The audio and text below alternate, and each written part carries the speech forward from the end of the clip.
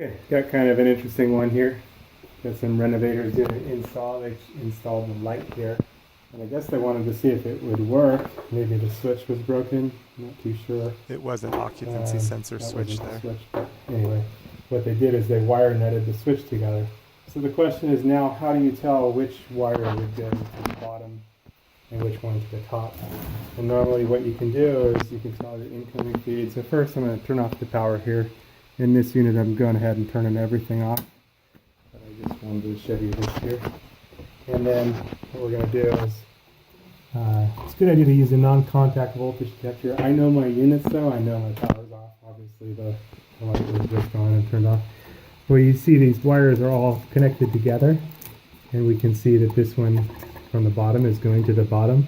Normally when it feeds to a light, unless there was more than one light controlled by that switch, you'd only have one set of wires being fed off of it. So that would be your top, and your incoming would be the bottom. So if this one's the bottom, and this one's the top. I'm going to be changing out all these other switches, but I just wanted to show you this one real quick, so you can see which one's the bottom and which one's the top. This one, the switch is labeled top, but also it's got the black screw for the bottom. So here it should be off. I'll turn the power back on, and let's turn the switch on. And that's our switch, and that's how you can tell which one is the bottom wire. And so here's the same thing on a triple bank. Got all your power coming in here, fed to the bottom of 3 different switches, and then your top one's going out. But each top one is going to one separate set of wires. You know, one might be to a kitchen light, another to a ceiling fan, and another to a porch light. You know, pretty easy. But the power comes in on the bottom, power goes out on the top. Generally, it's not always the case, but most of the time.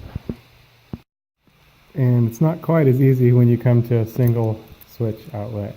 Fortunately, that'll only work for dual, quad, or triple gang plates. But you got a 50-50 chance to make it work, or just pay attention when you take out the old one. This is what I did here. When I pulled out the old one, I put the bottom one down and the upper one up. It's not rocket science, but there's also many other times that you'll see it even on a single switch coming off a pigtail. Makes it pretty easy to tell which one goes to the bottom screw. It's just not always. This one has a switch tot that goes to one half of an outlet, and the switch tot is designated by the red wire in this particular one. Sometimes you'll see a blue wire or a red wire for a switch tot. There it is, incoming hot on the bottom and the switch tot on the top.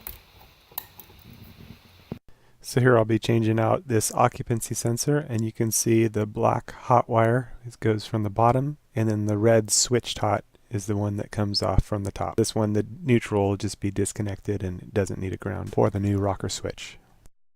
A quick search of my YouTube channel, you should be able to find a bunch of material that'll be helpful to your maintenance needs, and links to tools and parts used in the videos can be found in the descriptions below.